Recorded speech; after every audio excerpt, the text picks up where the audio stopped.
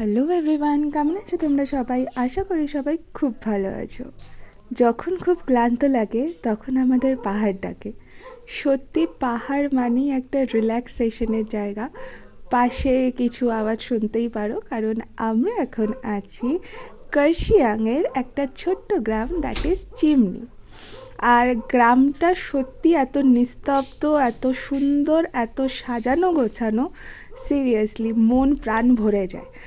আর কার্শিয়াংকে most probably land of orchids বলা হয়, বাট আমি বলবো এটা একটা মেঘের রাজ্য।